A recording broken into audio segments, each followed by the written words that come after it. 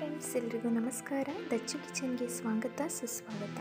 ಸ್ನೇಹಿತರೆ, ಇವತ್ತು ನಾನು ಒಂದು ಹೊಸ ವಿಡಿಯೋದೊಂದಿಗೆ ಬಂದಿದ್ದೀನಿ.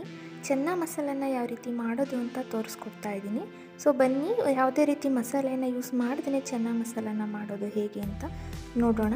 ನಿಮಗೆ ಕಾಣ್ತಾ ಇರ್ಬೋದು, ಇಲ್ಲಿ ನಾನು ಕಾಬೂಲ್ ಕಡಲೆಯನ್ನು ಒಂದು ನೈಟ್ ನೆನೆ ಇಟ್ಟು ಬೇಯಿಸಿ ಇಟ್ಕೊಂಡಿದ್ದೀನಿ ಆಲ್ರೆಡಿ. ಇದನ್ನು ಈಗ ನಾವು ಒಂದು ಪ್ಯಾನ್ ಕಾದ ನಂತರ 4 ರಿಂದ 5 ಟೇಬಲ್ ಸ್ಪೂನ್ ಆಗೋಷ್ಟು ಎಣ್ಣೆ ಹಾಕಿಬಿಟ್ಟು ಅದಕ್ಕೆ ಚಕ್ಕೆ ಹಾಗೆ ಶುಂಠಿ ಪೇಸ್ಟು ಮತ್ತು ಬೆಳ್ಳುಳ್ಳಿನ ಚಿಕ್ಕದಾಗಿ ಜಜ್ಜಿಟ್ಕೊಂಡಿದ್ದೀನಿ.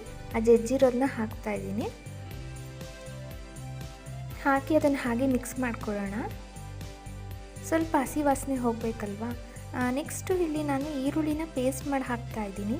ಅಂದರೆ ಗ್ರೇವಿ ಬರಲಿ ಚೆನ್ನಾಗಿ ಅನ್ನೋ ಉದ್ದೇಶಕ್ಕೆ ನಾನು ಇಲ್ಲಿ ಪೇಸ್ಟ್ ಮಾಡಿ ಹಾಕಿದ್ದೀನಿ ಫ್ರೆಂಡ್ಸ್.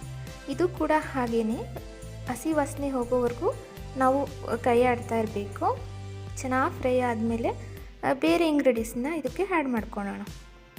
ನೆಕ್ಸ್ಟ್ ಇದಕ್ಕೆ ನಾನು 1 ಟೇಬಲ್ ಸ್ಪೂನ್ ಆಗೋಷ್ಟು ಖಾರದ ಪುಡಿ, ಸಾಂಬಾರು ಪುಡಿ, ಧನಿಯಾ ಪುಡಿ ಹಾಗೆ ಅರಿಶಿನ ಪುಡಿ, ಜೀರಿಗೆ, ಇಷ್ಟು ಉಪ್ಪು ಎಲ್ಲ ಹಾಕಿ ಮಿಕ್ಸ್ ಮಾಡ್ಕೊತಾ ಇದ್ದೀನಿ. ಇದಕ್ಕೆ ಸ್ವಲ್ಪ ನೀರನ್ನು ಕೂಡ ಸೇರಿಸ್ಕೊಳ್ಳೋಣ, ಯಾಕಂದರೆ ತಳ ಹಣ್ಣಬಾರ್ದು, ಹಾಗೆ ಅಲ್ಲಿ ಘಾಟ್ ಕೂಡ ಹಾಕಬಾರ್ದು ನಾವು ಮಾಡಬೇಕಾದ್ರೆ. ನೆಕ್ಸ್ಟ್ ಒಂದು ಮಿಕ್ಸಿ ಜಾರಿಗೆ 1 ಆಲೂಗೆಡ್ಡೆ ಮತ್ತು ಸ್ವಲ್ಪ ಕಾಬೂಲ್ ಕಡಲೆನ ಪೇಸ್ಟ್ ಮಾಡಿ ಇಟ್ಕೊಂಡಿದ್ದೀನಿ. ಆ ಪೇಸ್ಟ್ನ ಇದಕ್ಕೆ ಹಾಕ್ತಾಯಿದ್ದೀನಿ. ಹಾಕ್ಬಿಟ್ಟು ಚೆನ್ನಾಗಿ ಮಿಕ್ಸ್ ಮಾಡ್ಕೋಬೇಕು ಇದನ್ನು. ಯಾಕಂದರೆ ಸ್ನೇಹಿತರೆ, ನಾವಿಲ್ಲಿ ಯಾವುದೇ ರೀತಿ ಮಸಾಲೆನ ಯೂಸ್ ಮಾಡಿಲ್ಲ. ಸೊ ನಮಗೆ ಗ್ರೇವಿ ಬೇಕಲ್ವಾ, ಚಪಾತಿ ಆಗಿರ್ಬೋದು, ಇಲ್ಲ ಪೂರಿ ಆಗಿರ್ಬೋದು, ಇಲ್ಲ ಅನ್ನಕ್ಕಾದರೂ ನಮಗೆ ತಿನ್ನಲಿಕ್ಕೆ ಗ್ರೇವಿ ಕಲಿಸ್ಕೊಂಡು ತಿನ್ನಲಿಕ್ಕೆ ಚೆನ್ನಾಗಿರಬೇಕು ಅಂದರೆ ನಾವು ಈ ರೀತಿ ಮಾಡ್ಕೊತಾ ಇದ್ದೀನಿ ನಾನು. ಸೊ ಹೊಸ ಪ್ರಯತ್ನ ಅಂತಲೇ ಹೇಳ್ಬೋದು. ಚೆನ್ನಾಗಿ ಗ್ರೇವಿ ಆಗಿದೆ ನೋಡಿ. ಈಗ ನಾನು ಏನು ಒಂದು ನೈಟ್ ನಾನು ಕಾಬೂಲ್ ಕಡಲೆನ ನೆನೆ ಇಟ್ಟು ಹಾಗೆ ಮಾರ್ನಿಂಗ್ ಮಾಡಬೇಕಾದ್ರೆ ಇದನ್ನು ನಾನು ಬೇಯಿಸಿಟ್ಕೊಂಡಿದ್ದೀನಿ. ಒಂದು ವಿಜಿಲ್ ಕೂಗಿಸಿದ್ರೆ ಸಾಕಾಗುತ್ತೆ. ಸೊ ಆ ಕಾಬೂಲ್ ಕಡಲೆನ ಇದಕ್ಕೆ ಹಾಕಿಬಿಟ್ಟು ಮಿಕ್ಸ್ ಮಾಡ್ಕೊತಾ ಇದ್ದೀನಿ. ಹಾಗೆ ಏನು ಬೇಯಿಸಿರ್ತೀನಲ್ವ ನೀರು, ಆ ನೀರನ್ನು ಕೂಡ ವೇಸ್ಟ್ ಮಾಡೋದು ಬೇಡ. ಸೊ ಬೆಂದಿರೋ ನೀರನ್ನ ಸಹ ನಾನು ಹಾಗೆ ಎತ್ತಿಟ್ಕೊಂಡಿದ್ದೆ. ಸೊ ಅದನ್ನು ಕೂಡ ಇದಕ್ಕೆ ಹಾಕ್ಕೊಳ್ತಾ ಇದ್ದೀನಿ.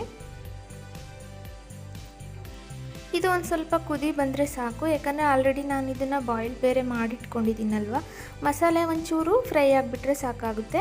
ತುಂಬ ಸಿಂಪಲ್ಲಾಗಿ ಈಸಿಯಾಗಿ ಸಹ ಮಾಡ್ಕೋಬೋದು. ಇದಕ್ಕೆ ಸ್ವಲ್ಪ ಕೊತ್ತಂಬರಿ ಸೊಪ್ಪು ಹಾಗೆ ಕಸಿರು ಮೆಂತೆ ಇದೆಲ್ಲ ಹಾಕಿ ಮಿಕ್ಸ್ ಮಾಡಿಬಿಟ್ರೆ ಸೂಪರಾಗಿರೋ ಚಪಾತಿಗೆ, ಪೂರಿಗೆ, ದೋಸೆಗೆ, ಅನ್ನಕ್ಕೆ ಎಲ್ಲದಕ್ಕೂ ಸರಿ ಬಂದಂತಹ ಒಂದು ಚೆನ್ನ ಮಸಾಲನ ನಾನು ಮಾಡಿ ತೋರಿಸ್ತಾ ಇದ್ದೀನಿ.